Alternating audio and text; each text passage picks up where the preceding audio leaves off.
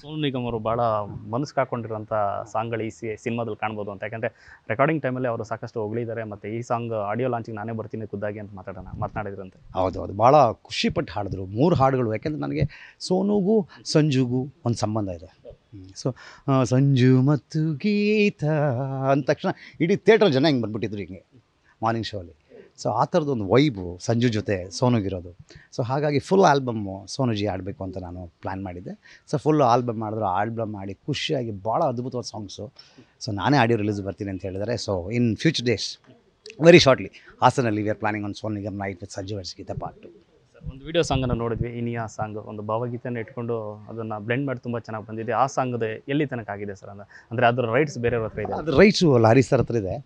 So ನಾನು ಅದನ್ನು ಸುಮ್ಮನೆ ರೆಫರೆನ್ಸಾಗಿ ಇಟ್ಕೊಂಡು ಶೂಟ್ ಮಾಡಿದ್ದೀನಿ. ಸೊ ಲಾರಿ ಸರ್ ಹತ್ರ ಒಂದು ಸರಿ ಬೇರೆಯವ್ರ ಕಡೆಯಿಂದ ಅಪ್ರೋಚ್ ಮಾಡಿಸಿದ್ದೆ.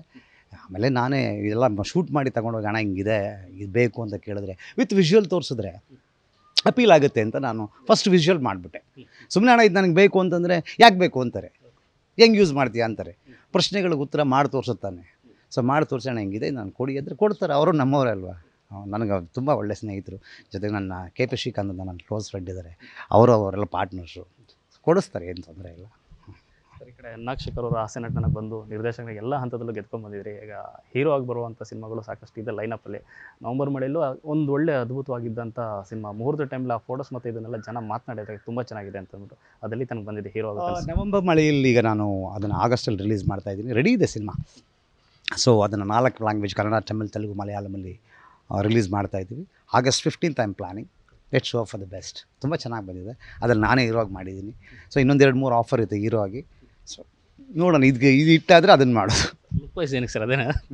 ಇದು ಇನ್ನೊಂದು ತಮಿಳ್ ಸಿನಿಮಾ ಒಪ್ಕೊಂಡಿದ್ದೀನಿ ಆ್ಯಸ್ ಅ ಹೀರೋ. ನಾನು ಬರೀ ಹೀರೋ ಅಷ್ಟೇ, ಡೈರೆಕ್ಟರ್ನಲ್ಲ, ಬೇರೆ ಡೈರೆಕ್ಟ್ರು, ಬೇರೆ ಪ್ರೊಡ್ಯೂಸರು. ಸೊ ಅದಕ್ಕೋಸ್ಕರ ಈ ಲುಕ್. ಈ ಕಡೆ ನಿರ್ದೇಶನ ಮತ್ತು ಈ ಕಡೆ ಹೀರೋ ಆಗಿ ಕೆಲಸಗಳು ಮಾಡೋದು ಹೆಂಗೆ balance ಮಾಡ್ತೀರಂತೆಲ್ಲ?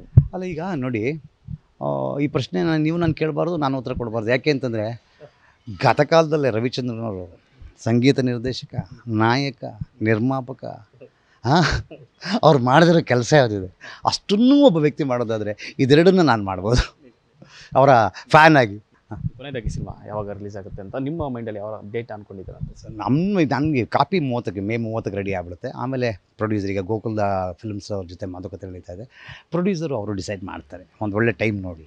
So will release very soon. Thank you. All the best. ಒಳ್ಳೆದಲ್ಲೇ happy Ugadi. Thank you so much.